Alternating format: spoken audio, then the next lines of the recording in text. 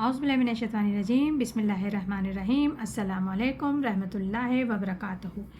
आज हम सूरह आला की मज़ीद आयतों का तर्जुमा तफसीर और ख़ुलासा बयान करेंगे, जैसा कि कुछ आयतों का हमने कल बयान करा था। तो इरशाद रब्बानी है अल्लज़ी यसलन नारा कुबरा, वो जो दाखिल हो गया बड़ी आग में, यानी कि कौन शख्स जो अल्लाह ताला की आयतों से मुँह मोड़ता था और कतरा के गुज़र जाता था, उसके बारे में कहा जा रहा है, उसके अंजाम के बारे में बताया जा रहा है कि वो बड़ी आग में दाखिल होगा या झोंका जाएगा। फिर ना इसमें उसको मौत आएगी, ना ही वो उसमें जी सकेगा,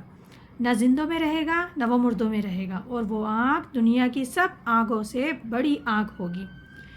खुलासा ये है कि अव्वल सूरत से यहाँ तक क्या ये है कि आप सल्लल्लाहु अलैहि वसल्लम अब अपनी भी तकमील कीजिए और दूसरों को भी इसकी तबलीग कीजिए, और हम आपके माविन यानी मददगार रहेंगे। आगे इरशाद है फला अफलाहु मिन तज़क्का मन तज़क्का, यानी कि वो शख्स कामयाब हो गया जिसने संवार लिया,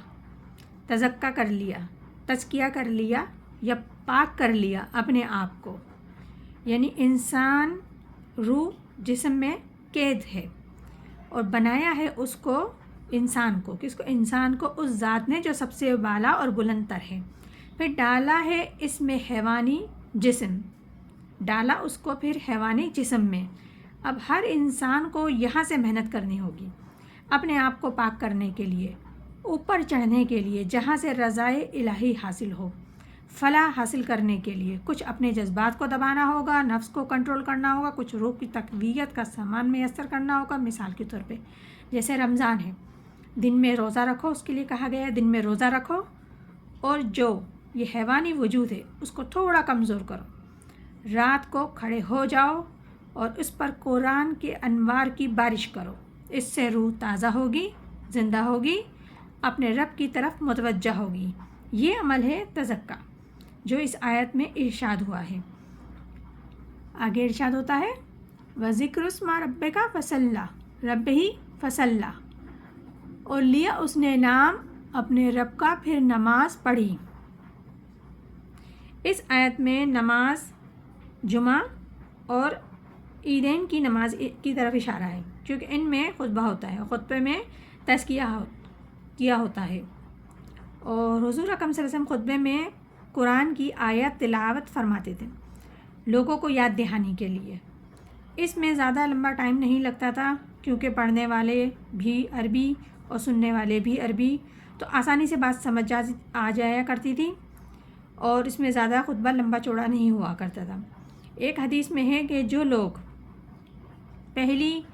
घड़ी में यानी कि खुतबे के लिए आते हैं मस्जिद में, जैसे जुमे का खुतबा हो या ईद का खुतबा हो, जो लोग पहली घड़ी में, ये हदीस मुबारक है, जो लोग पहली घड़ी में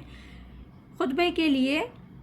पहुंचते हैं तो गोया उनको इतना सवाब मिलता है कि जैसे उन्होंने एक ऊँट की कुर्बानी करी। फिर दूसरी साख में जो पहुंचते हैं उनको इतना मिलता है कि जैसे एक गाय की कुर्बानी करी। तीसरी साख में जो पहुंचते हैं उनको इतना मिलता है सवाब जैसे बकरी या भेड़ अल्लाह की राह में कुर्बान करी। चौथी साख में उनको इतना मिलता है सवाब जैसे कि मुर्गी अल्लाह की राह में सदका दी। पाँचवीं साख में जैसे कि एक अंडा अल्लाह की राह में खैरात कर दिया। इसके बाद जो आता है तो वो शुमार नहीं होता, क्योंकि जब खुतबा शुरू होने लग जाता है तो जो फरिश्ते रजिस्टर लेके इंदराज कर रहे होते हैं, एंट्री कर रहे होते हैं लोगों की, तो वो भी अपना रजिस्टर बंद करके खुतबा सुनने के लिए तशरीफ़ रखते हैं। तो अब आने वालों का इंदराज नहीं होता, या यह कह दिया जाए कि ये उनको फ़जीलत नहीं मिलती। फ़र्ज़ तो पूरा हो जाएगा, फ़र्ज़ की अदायगी हो जाएगी, लेकिन वो फ़जीलत से खाली हो जाएंगे। इरशाद आगे अल्लाह ताला फरमा रहे हैं बल तौसीरूना हयात दुनिया, और कोई नहीं, हम तुम बढ़ाते रहो दुनिया के जीने को। वल आखिरतुल खैरुल व अबका, पिछला घर बेहतर है बाकी रहने वाला। इन्ना हाज़ा लफ़ी सुहुफ़ुन औला,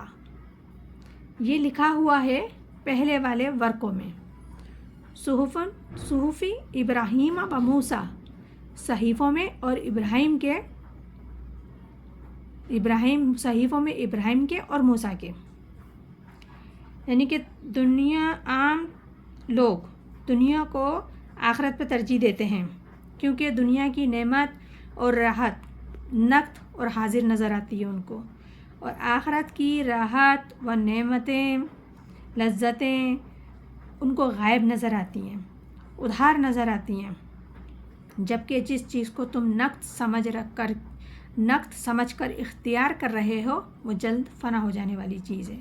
جبکہ آخرت کا بہتر ہے، اعلیٰ ہے اور ہمیشہ رہنے والی ہے، یعنی کہ جیسے ارشاد اللہ تعالیٰ کہہ رہے ہیں نا، وَلِلْآخِرَةِ خَيْرُ الْأَبْقَىٰ، وہ پچھلا گھر بہتر ہے، یعنی کہ ہمارا جب ہم مرنے کے بعد جس گھر میں جائیں گے وہ بہت بہتر ہے، وہ اعلیٰ ہے اور ہمیشہ رہنے والا ہے، اور اس کی زندگی کبھی نہ ختم ہونے والی ہے، اور یہی سب لکھا ہے پچھلے کتاب ورقوں میں بھی، یعنی کہ جو ابراہیم علیہ السلام پہ 10 صحیفے نازل ہوئے تھے، وہ جو حضرت موسیٰ علیہ السلام سے پہلے ابراہیم علیہ السلام پہ صحیفے نازل ہوئے تھے جن کی تعداد 10 تھی، اور پھر حضرت موسیٰ علیہ السلام پہ جو توریت نازل ہوئی تھی اس میں بھی یہی لکھا ہوا ہے، تو یہی سب کچھ لکھا ہوا ہے، یہ سب باتیں صرف قرآن ہی میں نہیں لکھی ہوئی، ان صحیفوں اور کتابوں میں بھی لکھی ہوئی ہے، اور پروردگار عالم کھول کھول کر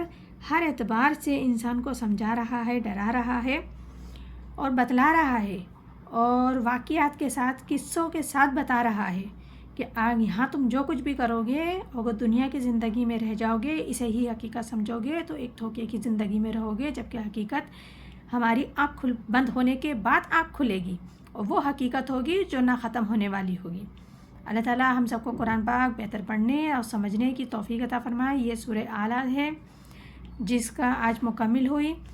اور ہم سب کو ہدایت پہ چلنے کی توفیق عطا فرمائے، اور قرآن کی فضیلتیں اور نعمتیں اور رب کی رضا ہم سب کو عطا فرمائے۔ آمین ثم آمین۔ جزاک اللہ۔